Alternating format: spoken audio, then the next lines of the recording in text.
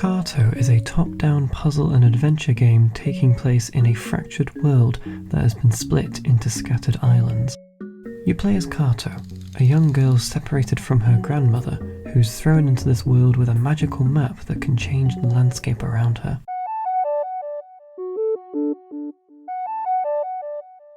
The story in Carto is a series of many escapades that take place on a range of different islands. You wouldn't think a game of this appearance would be describable as intense, but it literally starts off with a bang. The airship you and your grandmother are travelling in gets damaged in a thunderstorm, which sends Carto flying out of the airship. She lands on a tranquil island with very few inhabitants. Almost immediately she comes across pieces of paper that belong to a map that was previously in the airship. This map has the power to alter the world around you, moving chunks of land to wherever you see fit. It's also the core gameplay mechanic, and it is something I will go into detail later on, but for now, Carto uses this map to explore her surroundings. As she travels, she finds pieces of the map that can be stitched together to expand her ability to explore. She finds other inhabitants, including Shannon. I'm pronouncing her name like that because I don't know how else to pronounce it. Here's the spelling. A girl whose island's tradition sees her needing to set off from the island and sail across the world. The two decide to team up, both for the thrill of adventure and also to reunite Carto with her grandmother. The rest of the game consists of the two of you exploring new islands and interacting with several unique communities, all with their own traditions and customs. Each tribe you come across has their own issues that they need help with, so as well as getting to know them, you are also using your map, as well as your investigative skills, to assist them. In typical video game fashion, you are basically doing all the work. Shannon is somewhere, usually busy with something, which is awfully convenient. Sure, adventure and all that, I get it. Wouldn't hurt if she helped out a little bit too, but it's fine. What surprised me was the variety of locations on offer. There's basically a new environment to traverse every chapter, and depending on how quickly you are able to solve some of these puzzles, you can go through them at a whirlwind's pace. I think that's my one complaint I have with the story. By the time you grow attached to some of these characters, you immediately leave onto the next area. On the one hand, it makes sense in the context of the narrative. You need to find your grandmother. You find letters written by her telling you where to go, so she is waiting for you.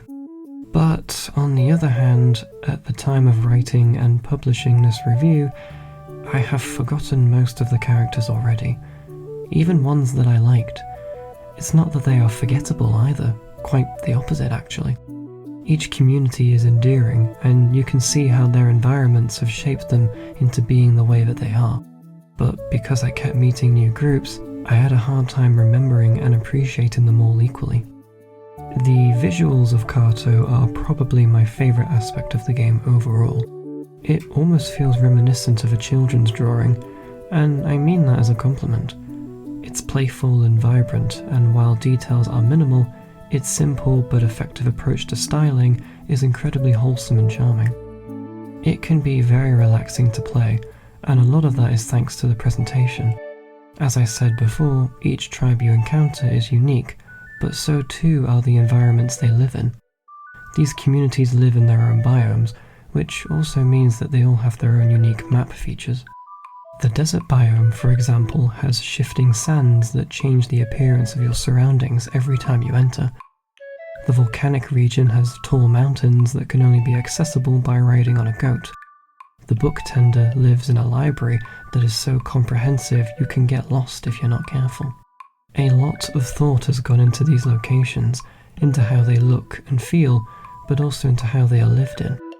The tribe that lives in that desert biome I just mentioned are searching for a new oasis to live by. There's also a group of people living deep in the forest that are protectors of a sacred tree. The island you start in has a tradition that when you reach a certain age, you have to leave and explore the world, never to return. Everything you see in Carto is believable, and I wish the game would slow down a bit so that we could learn a bit more about each community. Alas, it is a kids game, so I can hold back my expectations. Unfortunately, while there is a lot to enjoy here, there is one major caveat that I bumped into. It gets pretty laborious.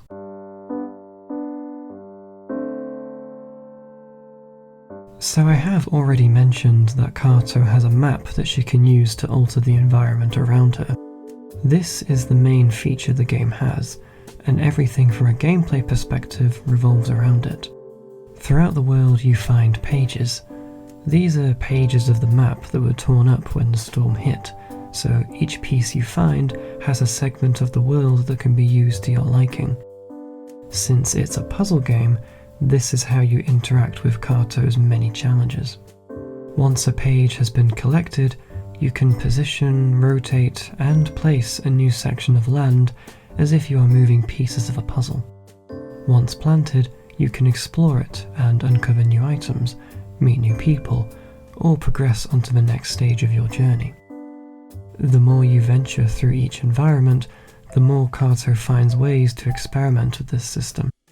Some chapters have aspects or systems that are entirely unique to that section of the game, such as the desert with its shifting sands that change your surroundings every time you traverse them.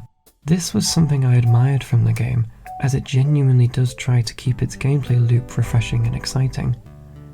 Coupled with its charming characters and visuals, and what you're playing does sometimes feel like a simple yet compelling adventure. Unfortunately, I had a hard time consistently enjoying it. It took me a while to figure out what it was that I wasn't liking. I couldn't distinguish whether or not it was because I am bad at the game, or that there is something more to it. As an experienced reviewer, this kind of dilemma is an important one, because I want to make sure that the reviews I publish are fair and accurate. Which is why I need to make an important disclaimer here. I did not finish Carto. I was very close. I got to chapter 9, but I couldn't continue further. I even tried fully relying on a guide at that point, since I was stuck, but it didn't help. Yes, I struggled with the puzzles in this game.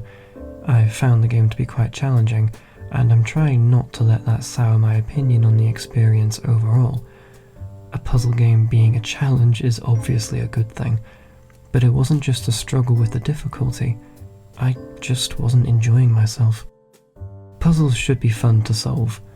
They aren't always fun in the moment, and maybe you need to see the full picture before you can truly appreciate something, but ultimately, you should want to solve it.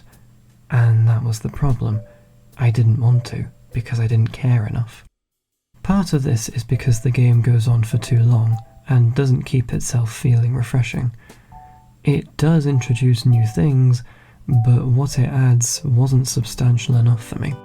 The idea behind the shifting sands in the desert is cool, but following this bird that doesn't know which way it's going, all these broken trees that are trying to point the way forward, but are just pointing all over the place, these things aren't fun. They annoyed me, and this sort of thing happened multiple times. I understood the logic to it, but the implementation left much to be desired. It's a shame because there were some parts of the game that felt a lot smoother than others. I had no issues with the booktender's library, and the volcano chapter was excellent. Even in the beginning, it starts off as something that feels unlike anything I have played, but its charm withers away. Since the story bounces from place to place, I couldn't hang onto that strongly enough to power through my grievances with the gameplay loop.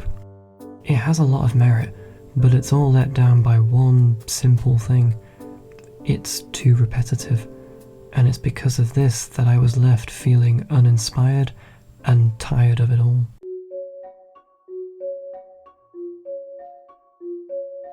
Looking at the Steam page for this game, I realise my opinion might be a controversial one, and you are more than welcome to go into the comment section right now and tell me how terrible I am.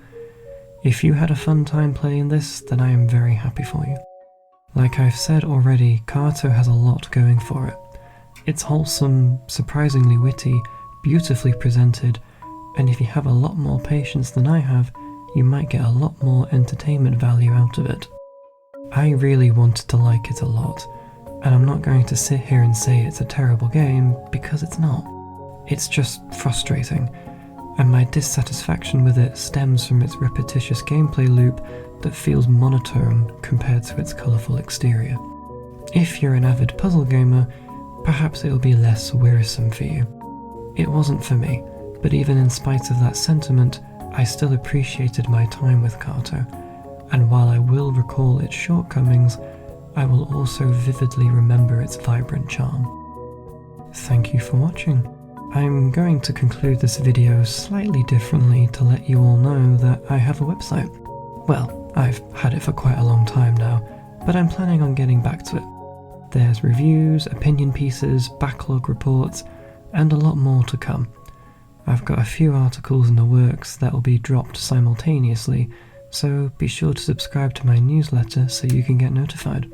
The link to the website will be in the description box below. If you enjoyed the video, then be sure to give it a thumbs up and subscribe if you want to see more like it. Let me know in the comments what you want me to review next, and I'll see you in the next video. Bye.